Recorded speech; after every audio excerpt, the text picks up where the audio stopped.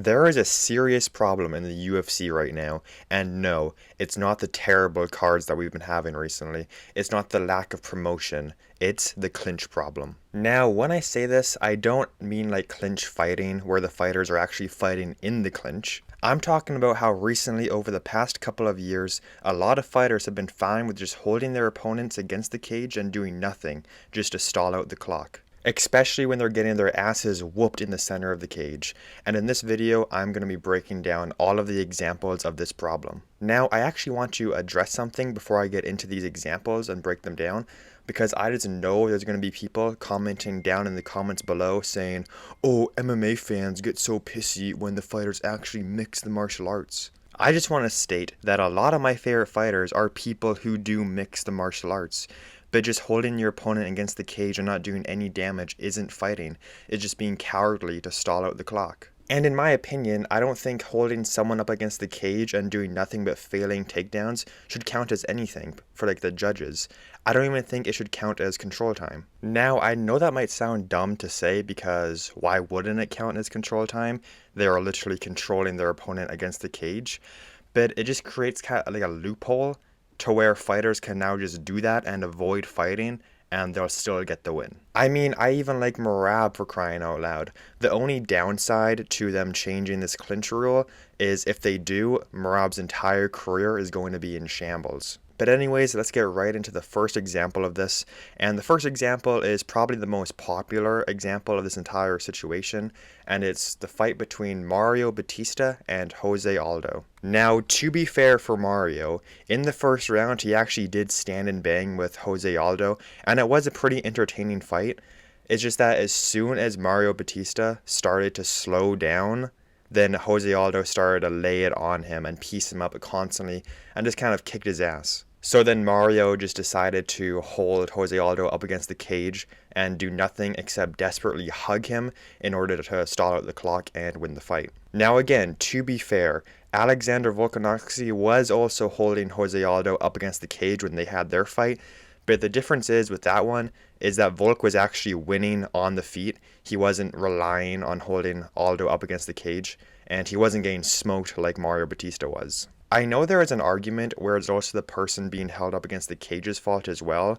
Mario Batista was even talking about this, but I think that it's a bit more complicated than that. Mario Batista was pushing all of his weight into Jose Aldo up against the cage and pretty much digging his feet into the canvas, just pressing him up into the cage. And that is extremely hard to get out of, especially when you're like 40, and that's how old Jose Aldo was. At least I think that's how old Jose Aldo is. It's kind of unclear on how old he is, since in a recent interview he said he lied about his age and he's actually like 45 or something, so he might have even been older than 40.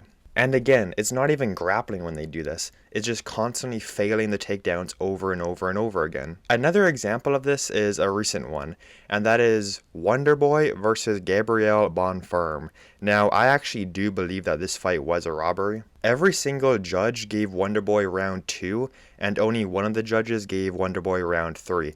But in my opinion, I think round 3 is more obviously Wonderboy's round than round 2 was, but only one of the judges gave that round to Wonderboy. But you know, Wonderboy is an older guy, and the UFC doesn't benefit at all by giving him a win.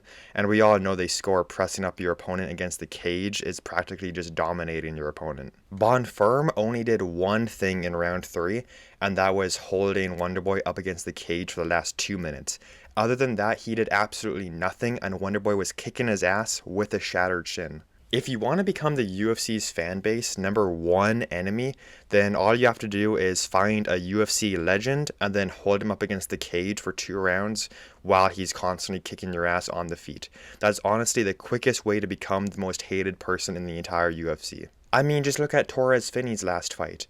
After that fight, I'm pretty sure no one has any urge to watch another Torres Finney fight in their life. Torres Finney actually got the takedowns, but he still did nothing with them. He got 0 damage off. Torres Finney had so much control time, but his opponent actually got way more damage than Torres Finney did, despite being on the bottom for a majority of the fight. There was actually a judge that gave Torres Finney's opponent all of the 3 rounds, and to be honest, I respect that, and I think we need to have that UFC judge judging every single UFC fight from now on. Now, Merab Dvalishvili also used to do this. He did it a lot when he was fighting Peter Yan and Jose Aldo, but he's actually gotten a lot better and he doesn't do it nearly as much as he used to. He now actually gets the takedowns and he does some ground and pound, and now he's actually chasing finishes like he did with Sugar Sean. Merab Dvalishvili might actually be finishing people.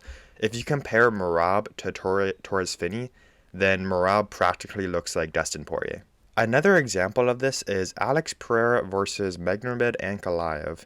Now, as much as I hate Ankalaev, he was beating Alex on the feet, but in the 4th round, the mighty big Ank was actually being a bitch. He just held Alex Pereira up against the cage in the 4th round and did absolutely nothing. This was for a championship belt. We are at the highest level of the UFC, and we are still seeing people press other people against the cage for 5 minutes just to stall out the clock. And again, it's not even fighting. The UFC is blatantly rewarding failed takedowns.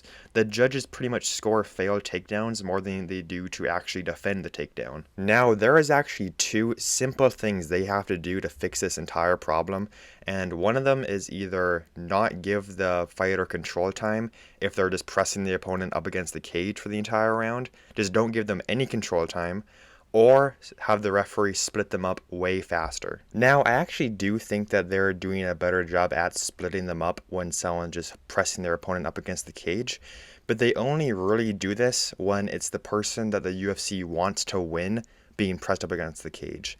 They don't really do it any other time. This is the reason why so many people find boxing boring. It's just majority of the time they're just clinching and hugging for the entire fight, and the ref has to step in every 20 seconds. And I'm not just hating on clinching. I actually find clinching super entertaining. For example, Alex Pereira versus Israel Adesanya, in their first fight in the UFC, they clinched quite a bit, and it was actually entertaining because they were throwing knees, they were punching, they were actually fighting in the clinch. They weren't just being held up against the cage for the entire fight. Fighters just don't fight in the clinch anymore. They hug and desperately try to survive until the final bell, and they know they will win since they held their opponent up against the cage for the entire fight, even though they did no damage. But anyways, that is going to be the very end of the video. I was going to make this video a really long time ago when Alex Pereira lost to Ankalaev, but then I kind of waited too long and I lost the flame. I lost the rage in me. But then after seeing Bonfirm do it to Wonderboy, I knew I just had to make a video on it. And let me know what you guys think in the comments down below. Do you guys think this is a major problem, or do you think it not really matters that much? And let me know if I missed any examples of this. I think I got majority of like the big examples, but I'm sure I did miss some. So let me know down in the comments below. And if you made it this far, please consider leaving a like and subscribing to the channel. And if you want to see more videos like this, then I have a lot. From is Ilia Topuria the GOAT of the UFC, to how I 100% believe that John Jones has been to a Diddy party. Go watch those videos, and I'll see you guys in the next one. Goodbye.